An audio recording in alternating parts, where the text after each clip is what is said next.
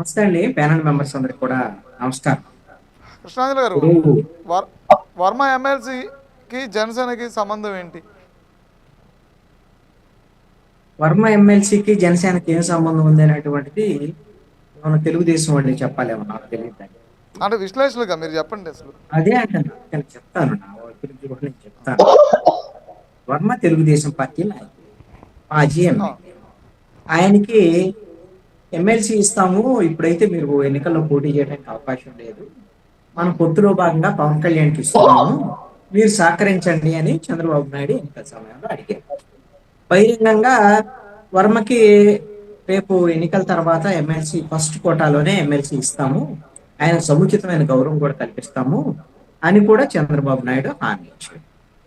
ఆ విధంగా వర్మ పవన్ కళ్యాణ్కి సహకరించాడా, జనసేనకు సహకరించాడా లేదా అనేటువంటి విషయం జనసేన వాళ్ళకి తెలియాలి. సరే, ఆ హామీ ప్రకారంగా ఆయనకి ఎమ్మెల్సీ సీట్ ఇవ్వాల్సినటువంటి బాధ్యత ఎవరిది? చంద్రబాబు నాయుడు, తెలుగుదేశం పార్టీ. ఉమ్, మొదటి దశలోనే మీకు సీట్ ఇస్తామని చెప్పినటువంటి చంద్రబాబు నాయుడు మొదటి దశలో ఇవ్వలేదు, రెండో దశలో ఇవ్వలేదు, ఇప్పుడు తర్వాత ఏమైనా ఇస్తారేమో తెలియదు. అది తెలుగుదేశం పార్టీ వాళ్ళు చెప్పాలి. ఇక జనసేనకు సంబంధించినటువంటి వాళ్ళ సంబంధం ఏంటి అనేటువంటి దాని మీద అనుకుంటే, ఒకవేళ పవన్ కళ్యాణ్ అక్కడ ఎమ్మెల్యేగా ఉన్నాడు, డిప్యూటీ సీఎంగా ఉన్నాడు, ఈ ప్రభుత్వంలో కూటమిలో జనసేన కూడా భాగస్వామ్యం ఉంది కాబట్టి వర్మకి మీరు ఎమ్మెల్సీ టికెట్ ఇవ్వద్దు, మీరు ఎమ్మెల్సీ ఇవ్వద్దు, ఇస్తే మాకు ఇక్కడ ఇబ్బంది అయింది అని ఏమన్నా పవన్ కళ్యాణ్ అడిగాడా? లేకపోతే నాదెండ్ల మనోహర్ అడిగాడా? అడిగితే ఇవ్వలేదా? దానికి సంబంధించినటువంటి వ్యవహారంలో తెలుగుదేశం పార్టీ వాళ్ళు చెప్పాలి ఎందుకు ఇవ్వలేదు అనేటువంటి దాని మీద. ఒకవేళ జనసేన వాళ్ళు ఒత్తిడి ఇవ్వడం ఉందా అనేది. ఒకటి మాత్రం నిజం, బహిరంగ ప్రకటన చేశాడు నాదెండ్ల మనోహర్. ఏం ప్రకటన చేశాడు? ఇదే అంశం మీద మీడియా వాళ్ళందరూ అడిగారు వర్మకి ఆ ఎమ్మెల్సీ రాకపోవటం మీద మీ పాత్ర ఏంది, వ్యవహారం ఏంది అని అడిగినప్పుడు ఏం చెప్పాడంటే, ఇది పిఠాపురం అనేది పవన్ కళ్యాణ్ అడ్డ, దీంట్లో ఇంకొకళ్ళు ఎవరు ఉండరు అని చెప్పాడు. ఇలాగా అంటే మా అడ్డ ఇది, ఎవరికి ఇవ్వటం కుదరదు అంటే ఏంటి? అక్కడ తెలుగుదేశం పార్టీ ఉండదా? అక్కడ బీజేపీ ఉండదా? ఆ వైసీపీ ఉండదా? అదే విధంగా సిపిఎం సిపిఐలు ఉండరా? వీళ్ళది ఇక ఎమ్మెల్యే అయిపోతే ఇక అడ్డా అయిపోయిద్దా? వైఎస్ఆర్ కాంగ్రెస్ పార్టీ 151 సీట్లు వచ్చినప్పుడు కూడా రాష్ట్రం మొత్తం మాదే, ఇక మాకు తిరిగేలేదు, 175 వస్తాయి, అసలు ఈ రాష్ట్రంలో ఎవరు ఉండకూడదు, తెలుగుదేశం పార్టీ ఆఫీసులను పగలగొట్టండి, వాళ్ళ నాయకుల మీద దాడులు చేయండి, ఎవరైనా మిగతా వాళ్ళ మీద కేసులు పెట్టండి, పవన్ కళ్యాణ్ మీద దాడులు చేయండి, అరెస్టులు చేయండి అని. ఇవన్నీ చేసిన తర్వాత ఏమొచ్చింది దానికి? 175కి 175 రాలా, 151లో 5 పోయి 11 మిగిలింది. ఎస్. జగన్మోహన్ రెడ్డికే దిక్కు లేనటువంటి పరిస్థితి ఉన్నటువంటి. అందుకని రాజకీయాల్లో గెలిచినప్పుడు ఆ తమకి మించినోళ్ళు లేరు అనేటువంటి విధంగా ధీమా వ్యక్తం చేసేటువంటి వాళ్ళకి ప్రజలు అవును. తగిన విధంగా బుద్ధి చెప్పేదానికి అవకాశం ఉంది. అదే ఊపులో నిన్న నాదెండ్ల మనోహర్ ఇంకొక మాట కూడా చెప్పాడు కాకినాడలో జరిగిన మీటింగ్ లో. చాలా ఉత్సాహంగా చెప్పాడు. దాని మీద ఏమంటారో తెలియదు తెలుగుదేశం వాళ్ళు అయితే. చాలా స్పష్టంగా ఏం చెప్పాడంటే, ఇప్పుడు చంద్రబాబు నాయుడు ఆంధ్రప్రదేశ్ లో ముఖ్యమంత్రిగా ఉన్నాడు అని అంటే పవన్ కళ్యాణ్ వల్లే, పవన్ కళ్యాణ్ సపోర్ట్ చేయటం వల్లే, జనసేన సపోర్ట్ చేయటం వల్లే ఇప్పుడు అధికారంలోకి వచ్చింది కూటమి, చంద్రబాబు నాయుడు ముఖ్యమంత్రి అయ్యాడు అని క్లారిటీగా కూడా నాదెండ్ల మనోహర్ కూడా చెప్పాడు. కాబట్టి నాకు తెలిసి వాళ్ళ స్థాయిలో వాళ్ళు జనసేన రాజకీయంగా వాళ్ళు బీజేపీ డైరెక్షన్ మేరకు వాళ్ళు చాలా స్పష్టంగా ఖచ్చితమైనటువంటి డైరెక్షన్ లో ముందుకెళ్తున్నారు. ఇప్పుడు తెలుగుదేశం వాళ్ళ పరిస్థితే కొంత అయోమయంగా ఉంది. ఏంటి అని అంటే, తమ నాయకుడికి టిక్కెట్లు ఇవ్వలేనటువంటి పరిస్థితి. ఇప్పుడు వర్మ పరిస్థితి ఏందో తెలుగుదేశం వాళ్ళకి అర్థం కావట్లేదు. జనసేన ఇవ్వద్దంటే ఇవ్వలేదా, లేకపోతే ఏమైంది? మరి నాదెండ్ల మనోహర్ ఎలా మాట్లాడుతున్నాడు? పార్టీ పరిస్థితి ఏంటి? బీజేపీ ఏమో ఇంకొక ఊపిన సోమవీర్రాజుని తెచ్చిపెట్టింది. సోమవీర్రాజుని ఎందుకు తెచ్చారు? వాళ్ళ ఇష్టం, వాళ్ళు ఒక ఎమ్మెల్యే సీటు ఒకటి కేటాయించారు, వాళ్ళ ఇష్టం వచ్చిన వాళ్ళకి ఇచ్చుకోవచ్చు. అవును. సోమవీర్రాజుకి ఎందుకు ఇచ్చారనేటువంటి దాని మీద పెద్ద చర్చ ఉంటుంది. ఎందుకు అని అంటే, గతంలో చాలా సందర్భాల్లో చంద్రబాబు నాయుడు విమర్శించాడు, తెలుగుదేశం పార్టీ విమర్శించాడు, గట్టిగా వైఎస్ఆర్ కాంగ్రెస్ పార్టీ కూడా సపోర్ట్ చేశాడు అనేటువంటిది తెలుగుదేశంలో కేడర్లో ఉండేటువంటి ఒక బలమైనటువంటి వాదన.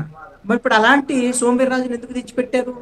కారణం ఏంటి అంటే, భవిష్యత్తులో ఆంధ్రప్రదేశ్లో తెలుగుదేశం పార్టీకి వ్యతిరేకంగా రాజకీయాలు నడపాలి అని అంటే పవన్ కళ్యాణ్తో కలిసి గట్టి నాయకుడు ఆల్రెడీ ఉండాలి ఈ ప్రభుత్వంలో కానీ మండలిలో కానీ అనేటువంటి దాని మీద శాసన మండలికి సోమవీర్రాజును తీసుకొచ్చారు అనేటువంటి చర్చ కూడా తెలుగుదేశం పార్టీ శ్రేణుల్లోనే జరుగుతున్నటువంటి అంశం. ఇవన్నీ మాకేం ఇబ్బంది లేదు, మేము ముగ్గురం కలిసే ఉన్నాం, 30 ఏళ్ళు కలిసి ఉంటామని మళ్ళీ వీళ్ళు కూడా చెప్పొచ్చు. ఎందుకంటే ఇప్పుడు వర్మ చెబితే మీరు పండగ చేసుకుంటున్నారు కదా. ఏమని వర్మ ఏం చెప్పాడు? నాకు చంద్రబాబు నాయుడు ఏం చెప్తుంది, పార్టీ అదే శిరోధార్యం, ఇబ్బందులు ఉంటాయి, ఇవన్నీ చెప్పాడు కదా. ఇవన్నిటికీ ఆనందంగా ఉండొచ్చు. ఎందుకు అని అంటే తాత్కాలికమైనటువంటి ఆనందాలు ఇవి. రాజకీయాలు ఎప్పుడు కూడా ఎవరు కూడా ఒక పదవి కావాలి, పదవి కోసమే పనులు చేస్తారు. అతను మాజీ ఎమ్మెల్యే, అంత పలుకుబడి ఉన్నవాడు. అదిగో పదవి ఇదిగో పదవి అని రాకపోతే ఇబ్బందులు ఉన్నాయని ఎన్ని పైనకి చెప్పినా సరే అనేకమైన అవమానాలుగా దీన్ని భావించేదానికి అవకాశం ఉంది. అయితే వర్మ ఇప్పుడు ఎందుకు పార్టీ చెప్పిందే వేదం, చంద్రబాబు నాయుడు చెప్పిందే వేదం ఎందుకు చెబుతున్నాడు? వర్మ ఎక్కడకు పోవటానికి ఇప్పుడు ఆప్షన్ లేదు. ఏం ఆప్షన్ లేదు అంటే ఆల్రెడీ కూటమి అధికారంలో 3 పార్టీలు కలిసి ఉన్నాయి. వీళ్ళు ఒక పార్టీలోంచి ఇంకొక పార్టీలోకి తీసుకుని ఆయన జనసేనలోకి అయితే పోవడు. ఎందుకంటే జనసేన వల్ల నష్టం జరిగిందని వరం భావిస్తున్నాడు. బీజేపీలోకి పోవాలంటే ఇప్పుడు ఉన్నటువంటి పరిస్థితులు అయితే బీజేపీ ఇప్పుడైతే తీసుకోదు, ఇంకా భవిష్యత్తులో తీసుకుంటే తెలియదు, దానికోసం వెయిట్ చేస్తుండొచ్చు. ఇక వైఎస్ఆర్ కాంగ్రెస్ పార్టీలోకి అయితే ఇప్పుడు ఉన్నటువంటి ఎవరు కూడా కొంత అవగాహన ఉన్నవాళ్ళు ఈ పరిస్థితుల్లో అది మునిగిపోయే నావలాగా ఉంది కాబట్టి వైఎస్ఆర్ కాంగ్రెస్ పార్టీ పరిస్థితి వైఎస్ఆర్ కాంగ్రెస్ పార్టీలో పోయేటువంటి అవకాశం. ఏం ఆప్షన్ లేనప్పుడు ఏం చెప్తాడు? ఏదో ఒకటి చూద్దాం చేద్దాం, మరి భవిష్యత్తులో అంటే 2027లో ఒక 22 శాసన మండలి స్థానాలు రాబోతున్నాయి. అప్పుడు తెలుగుదేశం జనసేన బీజేపీ కూటమి కలిసి ఉంటే పంచుకుంటారు. వాటిలో బహుశా ఇలాంటి వాళ్ళందరికీ వర్మతో పాటుగా మిగతా వాళ్ళందరూ ఎవరైతే త్యాగాలు చేశారో వాళ్ళందరికీ బహుశా ఈ ఎమ్మెల్సీ సీటు దక్కేదానికి అవకాశం. అంటే ఇంకెప్పుడు ఇంకా 2 సంవత్సరాల వరకు 2 సంవత్సరాల వరకు వేరే ఆప్షన్ ఏం లేదు. బీజేపీ కూడా జనసేన కూడా విడిపోకుండా కలిసే ఉన్నాయి అనుకునేటువంటి పరిస్థితికి ఉంటే ఇంకొక ఆప్షన్ లేనటువంటి పరిస్థితిలో ఎదురు చూసి వర్మ లాంటి వాళ్ళు మళ్ళీ ఆ వచ్చినప్పుడు తీసుకోవటం తప్ప ఇంకొక ఆప్షన్ లేనటువంటి పరిస్థితి. కాబట్టి ఇప్పుడు వర్మ మాట్లాడేటువంటి మాటలన్నీ కూడా ప్రస్తుతానికి సంబంధించినటువంటి అంశాలు మాత్రమే. ఎప్పుడైనా మంచి మార్గం దొరికితే, ఈ అవమానాల నుంచి బయటపడే మార్గం దొరికితే ఎప్పుడైనా తెలుగుదేశం పార్టీని వీడి వెళ్ళొచ్చు, లేదంటే తెలుగుదేశం పార్టీలో ఏమైనా పర్వాలేదు, చంద్రబాబు నాయుడు నాకు ఇవ్వకపోయినా పర్వాలేదు, నాకు ఏ సీట్ రాకపోయినా పర్వాలేదు అనుకునే రాజకీయ నాయకుడైతే ఎవ్వరు ఉండరు. అది ఎవరని చెప్తే అది కేవలం మాటల వరకే పరిమితి. రఫీ గారు ఆ విధంగా ఊహిస్తే ఆయన ఊహ కూడా కరెక్ట్ అయితే అవ్వచ్చాము. ఊహాజనితమైనటువంటి అంశాలు కూడా దేన్ని బట్టి ఆధారంగా చెప్తాం మనం? మనం చెప్పేది జరుగుతున్నటువంటి పరిణామాలను బట్టే చెప్తాం కదా. బహుశా ఇప్పుడు మార్చిలో అయితే 4 రాజ్యసభ ఖాళీలు అవుతున్నాయి. మొన్న కూడా ఖాళీ అయినాయిగా. మొన్న 3 వచ్చినాయండి. ఒకటి బీజేపీకి ఇచ్చారు, 2 ఎవరికి ఇచ్చారు? ఒకటేమో ఆల్రెడీ బీదా బస్తానరావు వైసీపీ నుంచి వచ్చిన అతనికి ఇచ్చారు. ఇంకోళ్ళు ఎవరు? సానా సతీష్. ఆయన తెలుగుదేశం పార్టీకి సంబంధం లేదు, ఆయన వ్యాపారవేత్త. మరి ఎవరికి నారా లోకేష్కో ఎవరికో సంబంధించిన వాళ్ళు ఎవరు ఏంటనేది ఇంతకుముందు ఆంధ్రజ్యోతిలో వార్తలు వచ్చినాయి. చంద్రబాబు నాయుడు నారా లోకేష్ పేరుతో పైరవీలు చేస్తున్నాడు సానా సతీష్ అని పెద్ద ఎత్తున వార్తలు కూడా వచ్చాయి. బహుశా మరి అవన్నీ పైరవీలు అవన్నీ నచ్చి ఉంటే ఆయనకి ఇచ్చి ఉంటాడు.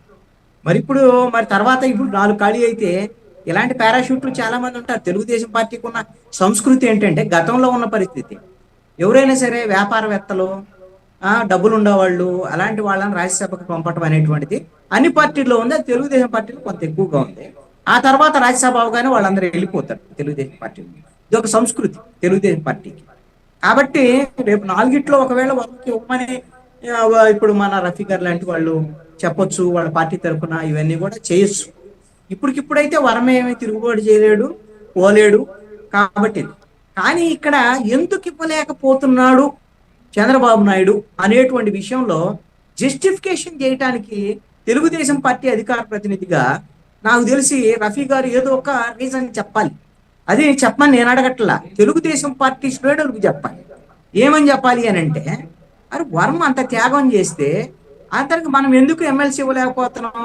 లేకపోతే జనసేన వాళ్ళు వద్దు అంటున్నారా, లేకపోతే పవన్ కళ్యాణ్ వద్దు అంటున్నాడా, ఎందుకు ఆయన ఇది వద్దంటే మనం ఇవ్వకుండా ఉంటామా అని వాళ్ళ సోషల్ మీడియాలో జరుగుతున్న చర్చ ఇది. దానికి వాళ్ళు సమాధానం చెప్పుకోవాల్సినటువంటి అవసరం ఉంది. తెలుగుదేశం పార్టీ వాళ్ళ కేటగిరీ సమాధానం చెప్పుకోవాలి. ఇప్పుడు ఇక్కడ ఒకవేళ వర్మకి ఎన్నాళ్ళు ఇవ్వలేదు అన్నాళ్ళు వైఎస్ఆర్ కాంగ్రెస్ పార్టీ వాళ్ళు ఏం చేస్తారు? వీళ్ళిద్దరి మధ్య గొడవలు ఉన్నాయి, వర్మ తిరుగుబాటు చేస్తాడు, వర్మ వెళ్తాడు, అవన్నీ సోషల్ మీడియాలో ప్రచారం చేస్తారు. వాళ్ళ ట్రాప్ లో, వైసీపీ ట్రాప్ లో పడ్డ తెలుగుదేశం సోషల్ మీడియా కూడా ఇదే తరహా వ్యవహారంలో వాళ్ళు కూడా కొట్టుమిట్టాడుతున్నటువంటి పరిస్థితి కూడా ఉంది. అంటే మీరు ఒక అంశాన్ని గమనించండి, మీరు డిబేట్ అంశాలు తీసుకున్న దాంట్లో కూడా సోషల్ మీడియాని హ్యాండిల్ చేయటం, లేదా పార్టీకి సంబంధించినటువంటి నాయకులు హ్యాండిల్ చేయటం, ఇటు తెలుగుదేశం కానీ జనసేన కానీ రెండు వైఫల్యం చెందుతున్నాయండి. ఎందుకు అవును. అని అంటే ఇప్పుడు నిన్న ఆ, నాదెండ్ల మనోహర్ మాట్లాడినటువంటి మాటలో పవన్ కళ్యాణ్ మాట్లాడినట్టే కదా. అసలు నాదెండ్ల మనోహర్ అంటే ఎవరు? పార్టీకి ఇరుసులు అంటువాడు. ఆ పార్టీ నడిపండి ఎట్లయితే హైకమాండ్ పవన్ కళ్యాణ్, ఆ తర్వాత నెక్స్ట్ వన్ ఎవరు? నాదెండ్ల మనోహరే.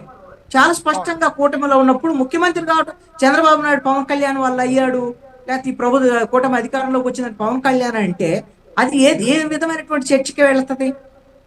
అదే అవును. విధంగా సోషల్ మీడియాలో ఇప్పుడు వార్ జరుగుతున్నటువంటి గత మొన్న డిప్యూటీ సీఎం విషయంలో ఏ చర్చ జరిగిందో చూసాము. డిప్యూటీ అవును. సీఎం నారా లోకేష్ కి ఇవ్వాలనంలోనే మాకు సీఎం ఇవ్వండి అని కిరణ్ రాయల్ లాంటి వాళ్ళు మాట్లాడిన వాళ్ళు, అందరూ మాట్లాడిన వాళ్ళు చూసాం. ఇటు మీరు చెబితే మేము ఎందుకు అవుతామా, మాకు డిప్యూటీ సీఎం అవుతాడు నారా లోకేష్, అవసరమైతే ముఖ్యమంత్రిని కూడా చేసుకుంటామని టీజీ భరత్ లాంటి వాళ్ళు, గోరంట్ల బుచ్చే చౌదరి లాంటి వాళ్ళు, పెద్ద పెద్ద నాయకులందరూ కూడా మాట్లాడినటువంటి పరిస్థితులు. మాటలు అదే. మాటలు నడుస్తూ ఉంటాయి. రెండు పార్టీలు వేరు వేరు కదా. మాటలు అవును. నడుస్తున్నటువంటి సందర్భంలో మేము 30 ఏళ్ళు కలిసి ఉంటామనే మాటలు కూడా ఉంటాయి మధ్యలో. కానీ ఇలా మాట్లాడుకునేటువంటి సందర్భంలో ఎన్నాళ్ళు కలిసి ఉంటారనేటువంటి దాని మీద ఎవరికి వాళ్ళకి అనుమానాలు వచ్చేటువంటి అవకాశం ఉంది. దీన్ని సిలువల పలవగా వైఎస్ఆర్ కాంగ్రెస్ పార్టీ రెడీగా ఉంటది కాబట్టి వాడుకుంటుంది. ఇలాంటి అవును. అవకాశవాద రాజకీయం వాళ్ళు కూడా దానికి కొంచెం ఆ నిప్పుకి కొద్దిగా ఆ మంట వస్తుంటే అది పెట్రోల్ పోస్తా ఉంటారు వాళ్ళు. కూటమి కలిసి ఉండాలి, పరిపాలించాలి, వాళ్ళ ముగ్గురు విడిపోకూడదు అని వాళ్ళకి సంబంధించిన వ్యవహారం అండి.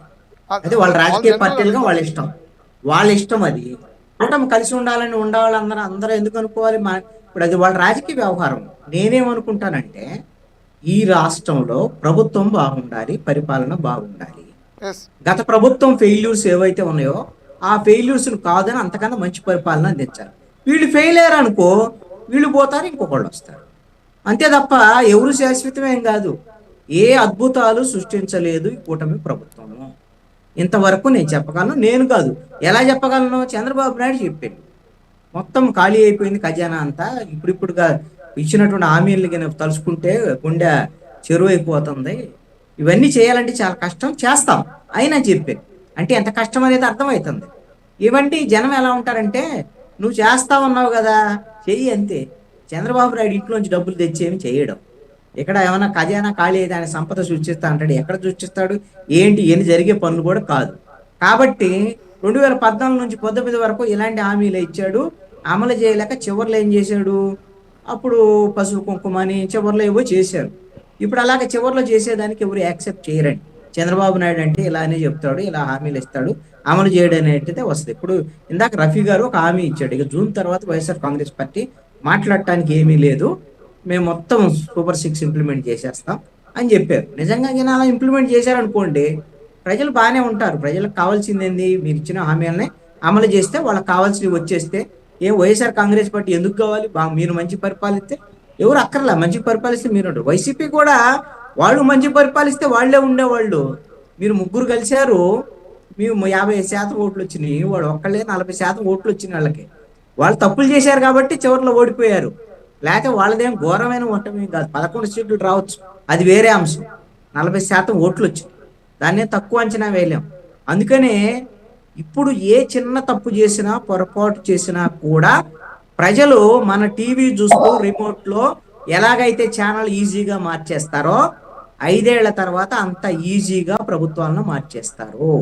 ఏ చిన్న సాటిస్ఫాక్షన్ లేకపోయినా అన్ని యాంగిల్స్ లో ఉండాలి. సంక్షేమం ఉండాలి, అభివృద్ధి ఉండాలి, ఆ ప్రజాస్వామ్యయుతంగా ఉండాలి, అప్రజాస్వామిక చర్యలు ఉండకూడదు. ఇవన్నిటిని ప్రజలు కోరుకునేటువంటి అంశాలే. ఇవన్నీ పరిశీలిస్తూ కూడా ఉంటారు. వీళ్ళు ఇష్టారాజ్యంగా చేస్తే కూడా జనం అంగీకరించేదానికి అవకాశం లేదు. కాబట్టి వాళ్ళు ముగ్గురు కలిసి ఉంటారా, ముగ్గురు విడిపోతారా, అది వాళ్ళకి సంబంధించినటువంటి అంశం. మీరు ఏదో ఆపాదించేసి వీళ్ళు ముగ్గురు కలిసి ఉంటేనే రాష్ట్రం ఏదో అభివృద్ధి చెందేది అంటే, వీళ్ళు కలిసే ఉన్నట్టు 2014 నుంచి 19 వరకు ముగ్గురు కలిసే ఉంటే ఏం చేశారు ఏంది అనేది చూసాం. అప్పుడు బొక్కబోర్లా పడ్డారు. ఇప్పుడు అలా బొక్కబోర్లా పడకుండా ముందుకెళ్లాలని ఆశిద్దాం, కోరుకుందాం.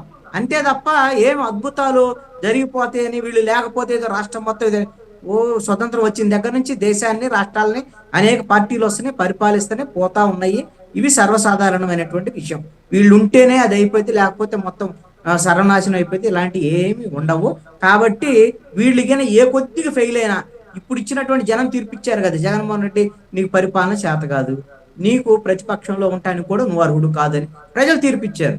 అదే ప్రజలు వీళ్ళు గిన ఫెయిల్ అయితే ఇంకొక ఆప్షన్ లేకుండా తీసుకొచ్చి జగన్మోహన్ రెడ్డిని కుర్చీలో కూర్చోబెడతారు. బంగారు పళ్ళెంలో వీళ్ళే జగన్మోహన్ రెడ్డికి అప్పు చెబుతారు వీళ్ళు ఫెయిల్ అయితే. లేదంటే బాగా పరిపాలించారనుకో ప్రజలు మళ్ళీ ఒకసారి అవకాశం